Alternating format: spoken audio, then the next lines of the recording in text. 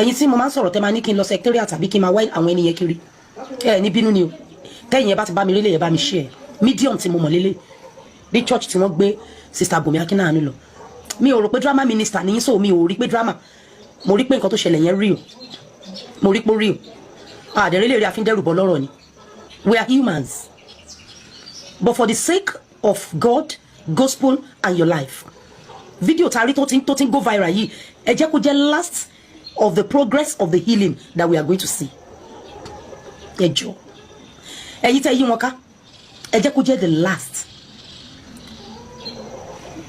mo rí pé pastor tó attend sí wọn yẹn gan ò mọ̀ wọn dáadáa tó wọ́n ṣe ń dárúkọ fún wọn ni kò mọ̀ wọn ọmọ wọn so she went to that church for prayers and all those things happened ẹ jẹ́ kó jẹ́ the last of the video of the progress of her healing that will be in the social media space ẹ̀yin tẹ́ yí wọn ká tó bá jẹ́ pé lóòótọ́ lẹ fẹ́ràn wọn ju engagements if you love her deeply more than online engagements social media engagements let it be the last as a matter of fact kò yẹ ká rí yẹn gan rárá kò yẹ ká rí yẹn ẹlòmíà ní kíni ṣèbá máa ń pray fáwọn èèyàn bẹ́ẹ̀ ṣèbá àwọn pastor pray fáwọn èèyàn bẹ́ẹ̀ go inside the Bible and read torúkọ bá ti wà èèyàn ní gbogbo wa ṣùgbọ́n gbogbo wa la lórúkọ àmọ́ gbogbo wa kọ́ la lórúkọ ẹni tó bá ti lórúkọ ó ní bí wọ́n ṣe ń ṣe ó dẹ̀ ní bọ́ ṣe ń ṣe wọ́n ẹni tó bá ti lórúkọ orúkọ ló mú Níkódémù tó fi ìrìn ẹ̀ sí alẹ́ orúkọ kò sí nǹkan míì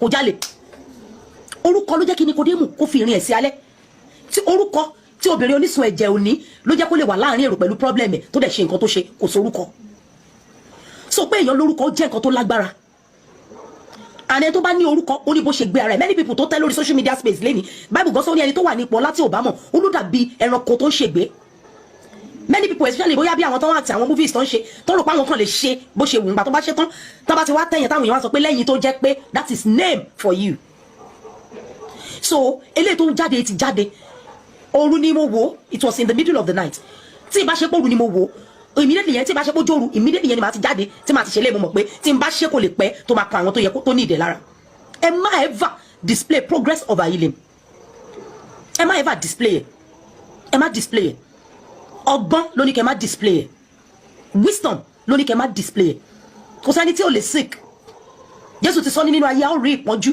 ó ní ṣùgbọ́n ká tújú ká àti ṣẹ́gun ayé àwa ṣẹ́rí social media ó máa cause so many havoc tá a bá mú àkókò tá a ń lò tá a bá mú nǹkan tó yẹ fún orí afẹ́fẹ́ àti nǹkan tó yẹ fún kọ̀rọ̀ yàrá ẹ gbé sísá yìí ẹ gbé wọn kúrò lórí afẹ́fẹ́ ẹ gbé wọn kúrò lórí afẹ́fẹ́ please ẹ jọ̀ọ́ nítorí Ọlọ́run ẹ̀yin tẹ́ wà pẹ̀lú ẹ̀yin nìkan kọ́ lẹ fẹ́ràn ẹ o ẹ̀yin nìkan kọ́ o but please remove her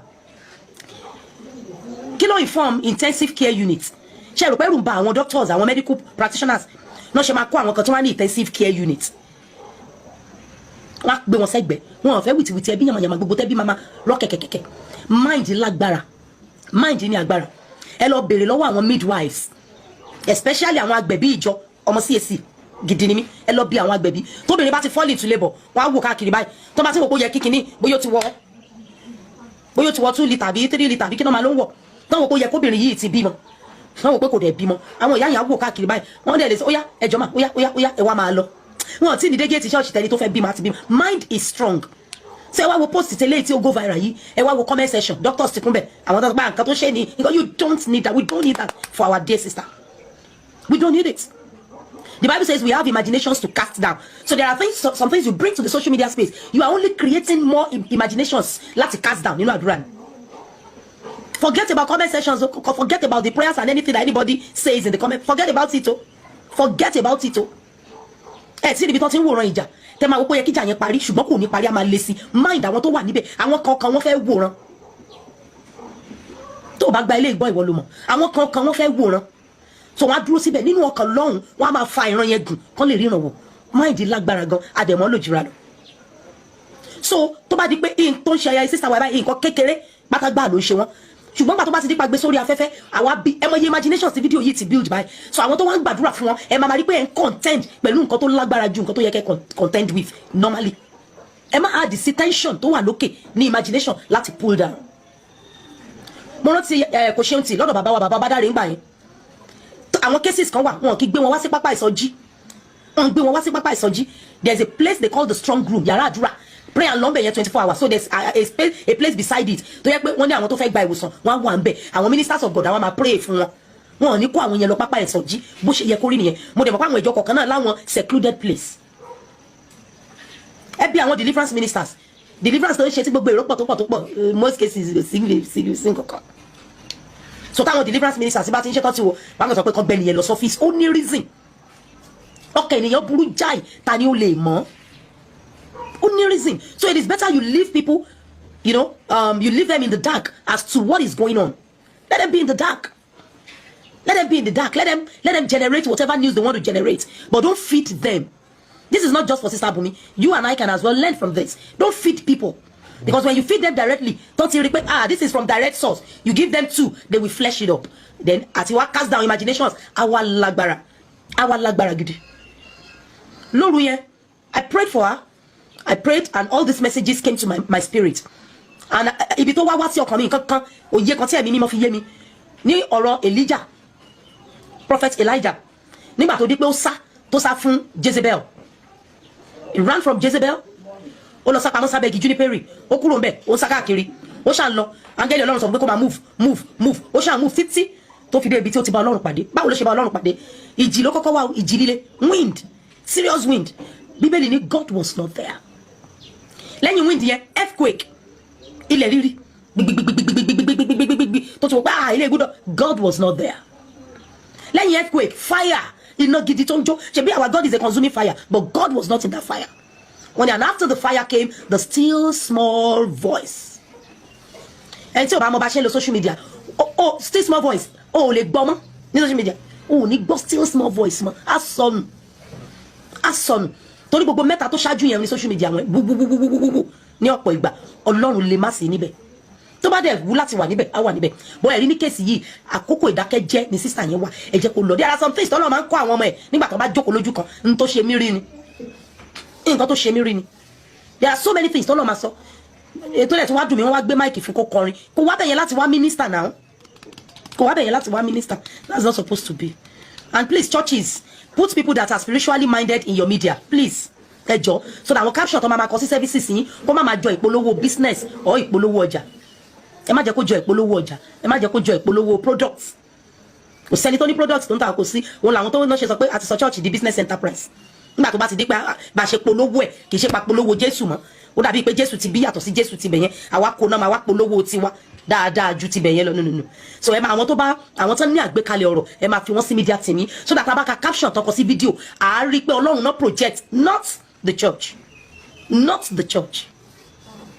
Ẹ̀yin tẹ́ wà lọ́dọ̀ àǹtí ẹgbẹ́ wọn ẹ má jẹ́ ká tún rí tẹ́ bá gbé any other video jáde lẹ́yìn eléyìí ó lè o ní like o àwa tá fẹ́ràn wọn I am speaking for many people I know. Kò sẹ́ni tó pè mí kò sẹ́ni tí mo pè but I know I am speaking the mind of many people. Please take her to a secluded place. Go and attend to her in the privacy of God's hand. And please seek medical help. Our doctor from our gbon, if you know the depth of the wisdom tí Ọlọ́run fún àwọn medical doctors, there are so many things tẹ́ ní yọ Ọlọ́run lẹ́nu fún. So many things. Ó dàbí ẹni tí wọ́n ti tẹ oúnjẹ sílẹ̀ tó ti gbóúnjẹ sórí dining table tó dẹ̀ ṣe padà lọ ń sunkún ní kitchen tó lọ sínú oko lẹ́gbẹ̀ẹ́ ẹ̀gẹ́ tó ṣe gbìn tó lọ ń sunkún bẹ́ẹ̀ pé òun fẹ́ mu gàrí lẹ́gbẹ̀ẹ́ igi ẹ̀gẹ́ tó ti wù òun lẹ́lòmíì mà ó ní yọnu tẹ́lòmíì fún Ọlọ́run. Wà lọ sẹ́gbẹ̀ẹ́ igi ẹ̀gẹ́ pé Olúwa mo fẹ́ mu gàrí Ọlọ́run máa wí pé I have prepared even ẹ̀bà I have prepared fufu is on the table. So wá lórúkọ medical wisdom. So please let us seek medical attention, serious medical attention, very good hospitals. Ẹ jẹ́ kó seek medical attention kádùrà dé máa lọ. Gbogbo ẹ̀yin bàbá wa nínú ìgbàgbọ́ ẹ jọ̀ọ́ nítorí Ọlọ́run ẹ bá wa béèrè àǹtí ẹ bá wa béèrè wọn ibi tó ń lọ yẹn Ọlọ́run wà ní ibẹ̀ bọ̀ mo rí pé pásítọ̀ yẹn gan ò mọ̀ wọn so ẹ̀yin bàbá wa nínú Olúwa ẹ bá wa súnmọ́ wọn tó bá nílò àtúnṣe tó bá nílò ohunkóhun tí ó fi lè jẹ́ kí torí you know gbogbo tó bá lẹ́nu ọ̀nà tó ti ṣí téṣù gbà wọlé ẹ̀yin bàbá wọn yìí Ọlọ́run fi ṣẹ́ ìran yìí ẹ jọ̀ọ́ nítorí Olúwa. This is a woman that the Lord has really used. Testimony ẹ gbóná gidi ó dẹ̀ ti ru ọ̀pọ̀lọpọ̀ sókè so no and God wouldn't have brought her this long just to abandon her. But ẹ̀yin tẹ́ yí wọn ká ẹ jọ̀ọ́ please tí social media page tó bá fẹ́ gbé red ẹ jẹ́ kó gbé red. If engagement wants to be in red ẹ jẹ́ kí engagement wọ red ẹ lọ máa share passport to wọn but please let her be in the quiet time at this time. Call it still small voice. We are blessed in Jesus' name. Ọtí àwọn post kan tó ń jà rìnrìn online látànà nípa our dear sister Sister Bumi Akkinnanu. I'm not happy. I'm one of our top fans by the grace of God. When I was praying for her, see ẹ̀mí mímọ́ fi sọ́kàn mi. Òun náà ni mo fẹ́ share pẹ̀lú wa. Bó tilẹ̀ jẹ́ pé mi ò tètè ṣe, but I will still have to do it. Ẹ̀mí mímọ́ mú mi lọ sínú ìwé Iṣẹ́ Àpọ́stélì, ó sọ̀rọ̀ nípa àwọn ìjọ májẹ̀mú tuntun ìgbà náà àti àwa ìjọ májẹ̀mú tuntun sìn. Àwa ìjọ májẹ̀mú tuntun sìn. Ó ní ọ̀pọ̀lọpọ̀ wa bó ti ń fi sọ́kàn mi pé a kún fún ojo, a dẹ̀ kún fún ṣe kárí mi.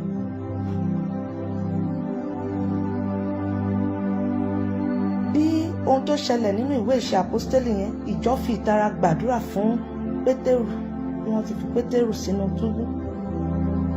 Ìjọ ọgbà náà ò polongo Pétérù kiri. Ìjọ ọgbà yẹn ò ní denomination débi tí àwọn kan máa sọ pé ìjọ tiwa kọ́ lélẹ̀ o, ìjọ tiwa kọ́ lélẹ̀. Ìjọ kan tí Kristi máa dé bá náà ni wọ́n ṣera wọn ní ọ̀kan. Ṣùgbọ́n ìjọ tiwa lónìí àti pín káàkiri, kò sí ìṣọ̀kan débi tá máa gbàdúrà nínú ìṣọ̀kan. Kí ló dé tá ò ṣe ìjọ májẹ̀mú tuntun gbà yẹn àti ìjọ májẹ̀mú tuntun sí? Ṣe bí Jésù kan náà ló ń bọ̀ láti kó wa lọlé gẹ́gẹ́ bí aya rẹ̀ tí ò ní àbàwọ́n. Kí ló dé tá a lè ṣàfẹ́rí oore ọ̀fẹ́ tìgbà náà ní ìsinsìnyí gẹ́gẹ́ bí ìjọ ká gbàdúrà fúnra wa? Èṣù ọ̀tá wa ó ń kéramúramù wẹ́ni tí ò pàjẹ́ kó fojú re wò wá. Ẹ jẹ́ á gbàdúrà fúnra wa. A ti kún fún ojo jù. Bíbélì ló sọ pé ẹ wá ire Jerúsálẹ́mù, àwọn tó ń fẹ́ yóò ṣe rere. Tá bá gbàdúrà fún ara wa, a máa ṣe rere ni, kò sí tí yóò ṣe wá. Ẹlòmíà ní mi ò lè jẹ́ kí nǹkan wá ṣe mí o, kò sí tó máa ṣe ọ́. Tó bá gbàdúrà fún ẹnìkan tàbí ẹlòmíràn, kò sí tí yóò ṣe ọ́. Wò ó, kò sí ojo tó máa dé ìjọba ọ̀run. Àwọn ojo wọn ò lè débẹ̀, wọn ò lè ní ìpín àti àyè kankan bẹ̀. Ẹ jẹ́ á gbàdúrà fúnra wa. Social media kọ́ ló máa ṣe, èyí tá à ń gbé káàkiri yẹn kọ́ ló máa ṣe. Let's gather ourselves and pray for ourselves. Ẹ jẹ́ á fi ṣe kárí mi sílẹ̀. Ẹ má jẹ́ kí á polongo wọn jù bó ti yẹ lọ. I thank God for you, Mọ̀mí Bọ́mà. Bí mo ti wọ social media ń sìn, mo wá rí i pé yes, ẹ̀mí kan náà ni Ọlọ́run. Ẹ̀mí kan náà ni Ọlọ́run. Mọ́mì, ẹ̀mí mímọ́ tó ń gbénu yín, Mọ́mí Bọ́mà, kò ní fi yín sílẹ̀, kò ní dágbére fún yín. Ọlọ́run ti ń lò yín ẹ̀ ní dùn èlò àlùpàtì. Ẹ̀mí Ọlọ́run tó ń trigger nínú yín tẹ́ fi ń ṣe àwọn ti ẹ̀mí, táwọn ti ẹ̀mí náà dẹ̀ ń fi ọkàn digest ẹ̀ pé ohun ti ẹ̀mí lẹ̀ ń ṣe, kò ní dágbére fún yín, Mọ́mì. And I pray for you, our dear sister, Sister Bumi Akkinnanu. Receive your healing in the name of Jesus. Your head will not harbor any form of evil in the mighty name of Jesus. Àṣẹ tó gbé Pétérù jáde nínú túbú, tó jáde tó tún padà ń pẹja ènìyàn rẹ̀ lọ, ó gbé yín jáde. Ẹ jáde láti inú ògo sínú ògo lórúkọ Jésù. Ẹ ti ṣe àwọn album fún ògo Ọlọ́run. Ẹ ó tún jáde, ẹ ó tún gbé èrò sọ́kọ̀ ìjọba ọ̀run lórúkọ Jésù. Ẹ rí àánú gbà, àánú Ọlọ́run ẹ rí gbà. Bí ìjọba fi tara gbàdúrà fún Pétérù, tí Pétérù jáde láì farapa, torí àánú gbà. My dear sister Bumi Akkinnanu, ẹ rí àánú gbà. Gbogbo ẹni tó gbàdúrà fún yín lórúkọ Jésù, àdúrà wọn gbà lórí yín. Gbogbo ènìyàn tó súre fún yín, àtẹ̀yìn àtàwa, a rí àánú gbà. In the mighty name of Jesus, nothing do you. My dear sister, kò sí ohun tí yóò ṣe yín. Lórúkọ Jésù ni mo wí. Àmín. Mo rò wípé ó tó ọdún kan tí Àdùkẹ́ Gold tó fi ayé sílẹ̀. Mo rò wípé ó tó ọdún kan tí Délé Àgbéyọ tí òun náà jáde láyé. Àwọn ẹ̀mí òkùnkùn yìí ò tí ì dá ọwọ́ dúró. Wọ́n tún ní àwọn ó tún mú ẹlòmíràn tó tún jẹ́ ọmọ ológo. Ìyẹn làwa ò ní gbà. Ọlọ́run kò ní gbà yẹn. Bùnmi Akkinnanu, ó súre fún ọ lórúkọ ti Jésù Kristi. gbogbo agbára yìí tó lé ìṣẹ̀dá rẹ kiri lọ́wọ́lọ́wọ́, agbára yìí tó ní kó fò kó nìṣó, agbára yìí tó pé òun ó jẹ ọ́, agbára tó pé òun ò ní jẹ́ kó rí òpin oṣù yìí, irú agbára bẹ́ẹ̀ kó sọ ipò nù lórúkọ Jésù. Agbára tó fẹ́ fi ọ́ yán ìdílé rẹ lójú, agbára tó ní òun ó fi ọ́ ṣòfò lórúkọ Jésù Kristi, iná Ọlọ́run kó palẹ̀ wọn mọ́. Gbogbo iná orí pẹpẹ tó ti fara kó láàrin àwọn ènìyàn mi, àwọn ènìyàn ìkànnì, àwọn èyí tí wọ́n ń pè níyàn pé kan wá ṣiṣẹ́ fọ́lọ́run, èṣù gangan làwọn gangan jókòó tì ní ọ̀pọ̀lọpọ̀. Ohun tí mo rí jùlọ nìyẹn o. Ọfà yẹn ò wá láàrin àwọn ẹ̀mí òkùnkùn, láàrin àwọn tẹ́ pè lókùnkùn. Àwọn tẹ́ pè ní ìmọ́lẹ̀ gangan ni wọ́n ń ta ọfà yìí. Ibi tí àdùkẹ́gò tí kò tirẹ̀ nìyẹn. Lórúkọ Jésù, ọfà yẹn kó padà síbi tó ti wá. Pẹ̀lú ọwọ́ iná Ọlọ́run ni, pẹ̀lú àrá iná Ọlọ́run ni. Lórúkọ Jésù Kristi, Bùnmi Akínnànú jáde kúrò nínú ìdè Sátánì, jáde kúrò nínú agbára òkùnkùn, jáde kúrò nínú ìmọ̀ ọ̀tá, gbogbo ọ̀nàkọnà tí wọ́n gbà láti wí pé àfi kí àwọn fi ọ́ ṣòfò. Ẹ̀mí mọ́ Ọlọ́run díbẹ̀ pa. Ọlọ́run kó já ìjà kíkorò nítorí ọ̀rọ̀ ayé rẹ̀. Ó gbọ́dọ̀ kú togotogo. Ìmọ́lẹ̀ ayé rẹ̀ kó má ṣe wọ òkun, ògo ayé rẹ̀ kò ní wọ omi. Ó ní dẹrù rẹ̀ sí règbèrègbè ọ̀nà. Ẹ̀yin ènìyàn yìí ẹ máa bá mi ṣàmì fún arábìnrin yìí. Ọ̀rọ̀ jáde àṣẹ tẹ̀lé. Àrán ọ̀rọ̀ rẹ̀ ó sì mú wọn lára dá, ó sì gbà wọn kúrò nínú ìparun wọn. Ṣèbí ní ọjọ́ alẹ́ nígbà tí òun wò onírúurú àìsàn wọn, wọ́n fayọ̀ lọlé. Ìwọ tó wo ìyá ya Peterson nínú àìsàn ba rẹ̀, lórúkọ Jésù ọmọ rẹ̀ dọwọ́ rẹ̀, Olúwa gbà á lágbàtán. Má jẹ́ kí ilẹ̀ ó jẹ́ Ọlọ́run. Má jẹ́ kí ìkúnmi ayé ó gbé lọ. Má jẹ́ kí ọ̀tá má jẹ́ wí pé bí àwọn ṣe fẹ́ kórí náà lórí yẹn. Ohun èlò rẹ ni Ọlọ́run, irinṣẹ́ rẹ ni. Olúwa má jẹ́ kó díbàjẹ́. Sátánì má jẹ́ ó pa ìdílé yẹn lẹ́kún lórúkọ Jésù. Lórúkọ Jésù, dìde nínú àkéte àìsàn rẹ kí o sì máa rìn. Ọ̀rọ̀ Jésù ni mo sọ fún ẹ láti ìṣẹ́jú ìlọ, ẹ̀rí yóò tẹ̀lé. A ó jọ gbégbá ọpẹ́ ni, a ó jọ yin Ọlọ́run lógo ni, ẹ̀gàn rẹ̀ dògo, a ó bá ọyọ̀ ni. Gbogbo ẹ̀yin tẹ́ ń ṣe àmì tẹ́ ti ń bá mi ṣí àyè lórúkọ Jésù, ẹ ò ní gbọ́mọ sọnù, ohun rere ò ní bọ́ sọnù lọ́wọ́ yín. A ó jọ fayọ̀ sọdún ni, a ò ní fi ìbànújẹ́ ṣe. Àlàáfíà ni fún yín o. Ẹ like, share, follow, ẹ comment. Bàbá Oríkọ̀ Alálà, Prophet David Oyinlọ́lá, èmi ò ní rí kí n má wí, ó ká mi lára náà ni o. Lórúkọ Jésù, a ò ní sọkún ara wa. Lórúkọ Jésù.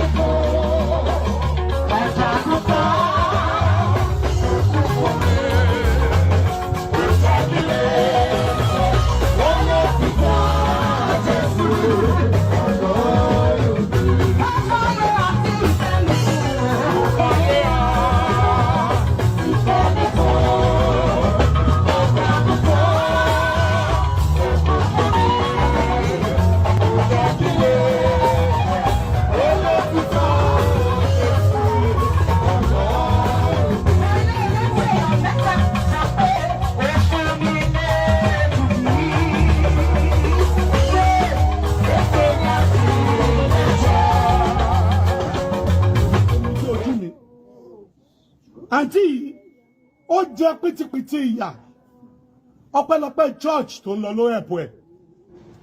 She's my sister. First record mi tí mo kọ́kọ́ ṣe láyé òun ló wá lọ́nchẹ̀.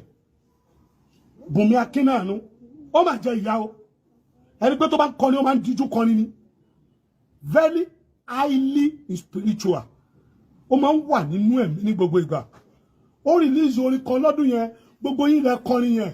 Ṣùgbọ́n òun lórí yẹn ní mínísì, kò ní mínísì yìí tẹ́ ẹ kọ́. Omijé ojú mi bèrè àánú rẹ̀. Omijé ojú mi bèrè àánú rẹ̀. Mo nẹ́ni Olúwa mi ò nẹ́ni sábà. Kò máa ṣe bí àti ọ̀rẹ́ Jésù wà lọ́kùn mi kú o. Mo ti lọ sókè sódò, kò máa sí ìrànlọ́wọ́. Omijé ojú mi bèrè àánú rẹ̀ bàbá. Ó wá ní àwọn fásitì kan tí mo mú. Ó ní kí Olúwa ṣàánú. Àwọn òbí mi ń dọ́gbọ́n lọ o, wọ́n fẹ́ jẹ wọn mọ́. Iṣẹ́ iwájú mi pọ̀, bàbá ràn mí lọ́wọ́. Ràn mí lọ́wọ́ Jésù, mi ò lè dá ṣe. Omijé ojú mi ló kọrin yẹn o. Ràn mí lọ́wọ́ Jésù, mi ò lè dá ṣe. ràn mí lọ́wọ́ Jésù mi ò lè dá ṣe iṣẹ́ iwájú mi pọ̀ bàbá ràn mí lọ́wọ́ Jésù mi ò lè dá ṣe ṣàmọ̀dé tó ṣe kọ́ nìyẹn ó ní ògo nígbà yẹn kò lówó àti dáni ẹ̀ she's a banker o she's a banker tó ti ṣe ní GTB rí but ògo ti wá dé kò sówó ràn mí lọ́wọ́ Jésù má ṣe dá mi dá bó ṣe kọ́ nìyẹn o àwọn òbí mi ń dọ́gbọ́n lọ o wọ́n fẹ́ jẹ wọn mọ́ iṣẹ́ iwájú mi pọ̀ bàbá ràn mí lọ́wọ́ Jésù mi ò lè dá ṣe ẹni pé máa díjú tó bá ń kọrin yìí she passed through a lot in this life ó ní better experience táǹtì bùnmi bá ń kọrin á dẹ̀ máa sunkún wọ́n ti pè lólóforí wọ́n ti pè lágànrí wọ́n ti yẹ̀yẹ́ rí ṣùgbọ́n Ọlọ́run ló ní kọ́kọ́rọ́ tó ń ṣílẹ̀kùn tó ń tilẹ̀kùn má gan ẹnìkan tó bá da fún ẹ lẹ́nu ó mọ ohun tó máa gbẹ̀yìn wọ àní mo ti rí èèyàn tó gun mọ́tò rí tó tún padà fi ẹsẹ̀ rìn mo rí ọmọ ní nǹkan tó da láì ní nǹkan ẹ wá gbọ́ ẹjá gbàdúrà yìí Olúwa ta ni ò sinmi tó ń ṣọ́ mi kiri Olúwa dá ọ̀nà rú mọ́ lójú ẹ sọ dàdúrà. Story rí àwa yìí that's why mo kì í sábà ń gba interview màá béèrè kí lẹ fẹ́ bi mí tó máa dé ibì kan ní àwọn interviews mi tó jẹ́ pé tó bá ń béèrè àwọn question yẹn lọ́wọ́ mi àti cameraman àti interviewer gbogbo wa jọ máa bú sí igbe ni àjọ máa bú sí igbe ni tó bá dórí ibì kan tí mo kan story yẹn tí mo lọ kàn lẹ́gbẹ̀ẹ́ tí mo lọ bù níbi tí mo ti ń wọ àkísà káàkiri bathroom slippers mo máa ń wọ̀ lọ sí Sunday service every Sunday ní church ẹ rí ni ẹ ṣe kí wá boss brain ni mi kì í rántí sọ́rí ṣe rí gbogbo aṣọ tí mo wọ̀ nínú ìbéèrè ńlá nínú orin ẹ̀kọ́ mo yá ni o ẹ gbọ́ mi mà mo yá gbogbo aṣọ tí mo wọ̀ nínú ìbéèrè ńlá ni ẹ lọ tún lọ wo fídíò yẹn dáadáa ẹni tó bá ń gbọ́ mi ẹ lọ wo dáadáa ẹ rí wípé blue black ìró àti bùbá tí mo wọ̀ yẹn òun ló ń rìn time yẹn ẹ má rí pé tẹ bá wò dáadáa ẹ má rí pé ẹlòmíì tuntun tọrùn bọ blue black ìró àti bùbá yẹn láàrin gbogbo àwa tá à ń jó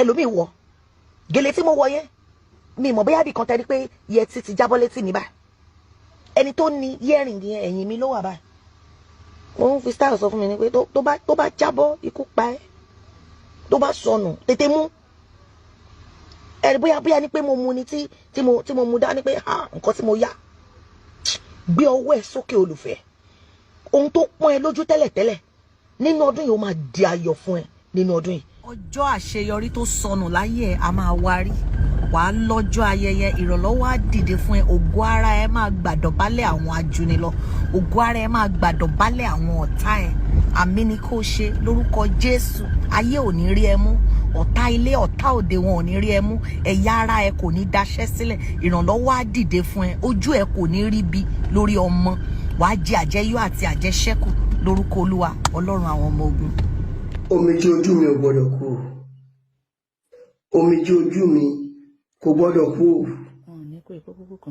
ìdí ẹ̀ gangan tí mo fi jáde nìyẹn mi ò ṣe eléyìí o láti wá polongo ara mi o Ọlọ́run ọba òun ló ń gbé nígà o but fídíò tí mo wò tán yìí tí pásítọ̀ yẹn sọ fún mi jójú rẹ̀ so now you will use your song you will sing your song to God and you use your song to celebrate ohun ọdún tí omijé ojú mi ti ń kọrin bọ̀ ṣé ohun tó ní ìdí nìyẹn ṣé nǹkan tó mi jó ojú mi ṣé ohun tó ní ìdí ni pásítọ̀ yẹn ń béèrè lọ́wọ́ ẹ̀ a ní Nàìjíríà ẹ jẹ́ kó rí wa máa pè ẹ jẹ́ kó rí wa pé Nàìjíríà spiritual attack ní nǹkan tó ṣẹlẹ̀ sí omijé ojú mi ẹ̀gbọ́n tí pásítọ̀ gbé rẹ pé ṣé wàá dẹ̀ fohùn ẹ̀yìn Ọlọ́run ṣé kìí fohùn ẹ̀yìn Ọlọ́run tẹ́lẹ̀ ni ṣé o mẹ́yẹ ohun rẹ̀ tó ti fi tú àwọn ọ̀pọ̀lọpọ̀ ènìyàn sílẹ̀ òun fún ara ẹ̀ wà nínú ìdẹ́sìn ẹ wá ń béèrè lọ́wọ́ rẹ̀ wípé ṣé yóò padà fi ohun ẹ̀ ṣé yóò padà fi yin Ọlọ́run.